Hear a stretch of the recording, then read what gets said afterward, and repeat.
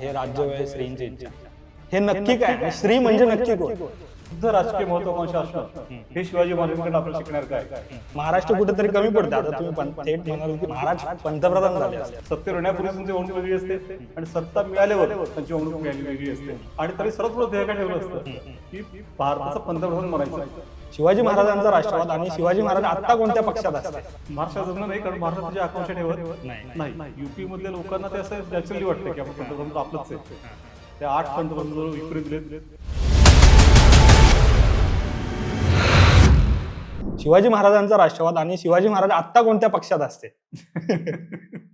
पहिली गोष्ट म्हणजे त्याचं एक तर हिंदवी स्वराज्य जे होतं ते एक प्रकारचं राष्ट्रवादाला समांतर होतं. ते राष्ट्रवाद नव्हता, पण राष्ट्रवादाला समांतर होतं. आणि आज जर ते कुठल्या पक्षात असते तर त्यांनी त्या पक्षाचा जाहीरनामा लिहून काढला असता आणि त्यानंतर आग्रह धरला असता की तो जाहीरनामा आपण शब्द तो शब्द is a letter and spirit follow केला पाहिजे. कारण तसं म्हटलं तर आजही आपले सगळे राजकीय पक्षांचे जाहीरनामे बघितले ते आदर्शच आहे. ते काही चुकीचं आहे तशी गोष्ट नाही. ते फॉलो करत नाहीत. हा मोठा इश्यू आहे की तसा आग्रह धरत नाहीत. सत्तेवर येण्यापूर्वी त्यांची वागणूक वेगळी असते आणि सत्ता मिळाल्यावर त्यांची वागणूक वेगळी असते. मग तिथे महाराजांचं वेगळं आहे की त्यांच्याकडे सत्ता होतीच तरी सुद्धा त्यांनी ती अब्राहम लिंकन म्हणाला होता कोणताही माणूस कठीण काळामध्ये लढवयेपणा दाखवू शकतोच. ते प्रत्येकाची क्षमता असतेच. गिव्ह हिम अ पॉवर, त्याला सत्ता द्या, मग त्याचा खरं कॅरेक्टर आपल्याला कळेल. सत्ता दिल्यावर माणूस काय होतो ते खरं कळतं. म्हणजे मग तसं महाराज सत्तेने कधी बिहे झाले नाहीत. आजच्या राजकारणात तसं होत नाही. सत्तेच्या बाहेर ते वेगळे असतात. सत्ता मिळाल्यावर त्यांचं पूर्ण हे वागणूक वेगळ्या प्रकारची असते. सत्ता डोक्यात जाते म्हणतात तशा प्रकारचा नमुना होतो. आणि मग त्या दृष्टीने बघितलं आपण तर महाराजांनी एक तर पहिली गोष्ट म्हणजे पक्ष स्थापन केला असता. त्याचे क्लिअर कट त्यांनी चौकट ठरवली असती की कशा प्रकारे काम करायचंय. आणि तरी सर्वात मोठं ध्येय काय ठेवलं असतं की भारताचं पंतप्रधान बनायचं. आणि ते ध्येय ठेवून त्यांनी काम करायला सुरुवात केली असती. मग किती 50 वर्ष लागतील का 100 लागतील का काय लागतील त्याचा विचार त्यांनी केला. तसं मुलांची लढताना तरी तो विचार कधीच केला नाही. मग महाराष्ट्र कुठेतरी कमी पडते. आता तुम्ही थेट म्हणाल की महाराज पंतप्रधान झाले असते. एक्झॅक्टली. महाराष्ट्राला का नाही जमलं? आता तशी आकांक्षा तरी ठेवली असती. महाराष्ट्र जमलं नाही, कारण महाराष्ट्र त्याची आकांक्षा ठेवत नाही. युपी मधल्या लोकांना ते असं नॅचरली वाटतं की आपण पंतप्रधान आपलंच आहे. त्या 8 पंतप्रधान विपरीत दिलेत किंवा खुद्द आपले पंतप्रधान सध्याचे नरेंद्र मोदी यांनी निवडणूक वाराणसीत लढवलं. का वाराणसी बंद? तशी परंपरा आहे की युपीचा माणूस पंतप्रधान असतो. एक प्रकारचं स्वतः दत्तक गेलेत ते युपीला. एवढं आहे. पण आपल्याकडं म्हणजे महाराष्ट्राचे पहिले मुख्यमंत्री असणारे यशवंतराव चव्हाण असतील किंवा नंतरच्या काळात शरद पवार असतील किंवा आता भाजपच्या वेळेस गडकरी यांची नावं म्हणजे कुठलीही लोकसभा निवडणूक असली, यशवंतराव आता नाही येत पण शरद पवार आणि यांची पंतप्रधान नाव पदाच्या वेळेस पण त्यांना महाराष्ट्रातूनच लढायचं असतं. बरोबर आहे. त्यानुसार महाराष्ट्र आणि त्यांना पूर्ण देशाचा पाठिंबा घेणं कठीण जातं की त्या प्रकारचं ते एकवटू शकत नाहीत असं एक दिसून आलंय. यशवंतराव चव्हाणांना खूप जास्त संधी होती.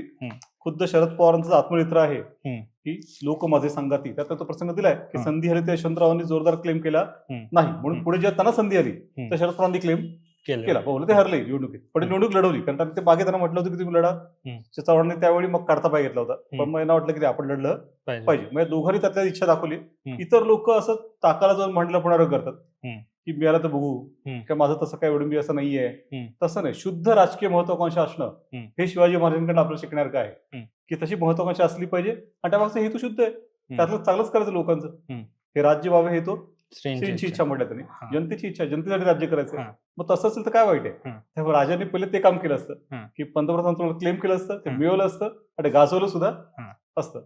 सर आता तुम्ही महत्वाचा मुद्दा हे राज्य व्हावे श्रींची इच्छा, हे नक्की काय आणि श्री म्हणजे नक्की कोण? बरोबर आहे. त्याचा सुरुवातीला काही इतिहासकार अर्थ असा काढला की श्री म्हणजे देव, मग देवाची इच्छा आहे. तो बरोबर तसं वाटतो, तर तसं नाहीये. ही एक प्रकार जनतेची इच्छा अर्थाने ते म्हणतो ते. कारण त्याचं स्वराज्य जे होतं ते मुळात अगदी छोट्याशा काही मावळ्यांनी शेतकऱ्यांनी मिळून केलेला एक प्रकार होता. 3-4 किल्ले सोडले त्यांच्याकडे सुरुवातीला काही नव्हतं. शत्रू खूप मोठे मोठे होते, बलाढ्य होते. असं राज्य उभं राहणार आणि मोठं होणार ही आयडिया स्वप्नवत होती. पुढे विचारही करू शकतो असं काय होऊ शकेल. असे काय 4 तरुण काहीतरी विचार करतील आणि असं काहीतरी राज्य उभं करतील. पण मग महाराजांना तो विश्वास कसा वाटायचा की एखादी गोष्ट जनतेची इच्छा असेल तर ते किती अडचणी येऊ, किती बलाढ्य सत्ता समोर असो, ती इच्छा पूर्ण होणार म्हणजे होणार. आणि त्या याच्याने ते म्हणत कधी संकट आलं की त्यांचा परलीचा शब्द तो असे की राज्य व्हावे हे तो श्रींची इच्छा. म्हणजे इथं श्री म्हणजे जनतेची इच्छा. आणि मग जनतेसाठी राज्य चालवलंय. आणि म्हणूनच त्यांची लोकप्रियता एवढी का आहे? कारण असा व्यक्तित्व होता की ज्याने काय जनतेचा विचार डोळ्यासमोर ठेवला. पण आता भारतीय जनता पार्टी खरंच वाटतं का जनतेची पार्टी आहे? असे जनता या नावानेच आपल्याकडे बहुसंख्य पार्ट्या होतात आणि त्यामुळे मग नावं असतातच. शेक्सपियर म्हणालाच होता की नावात काय आहे. पण ठीक आहे, प्रत्येक पक्ष आपापल्या प्रयत्न करत असतोच, असं मी काय म्हणणार नाही की समजा ते प्रयत्न करत नसतात. ते जाहीरनामे असतात, त्यांची आउटवर्डली तरी उद्दिष्ट तीच असतात. फक्त त्याच्यावर कायम कॉन्स्टंट राहणं, की थोडक्यात काय तर आदर्शवाद आणि वास्तव यात फरक असतोच. पण तो कमीत कमी असावा यासाठी प्रयत्न करणं हे प्रत्येकाचंच काम आहे. सगळ्याच पक्षांना याच्यावर काम करण्याची गरज आहेच.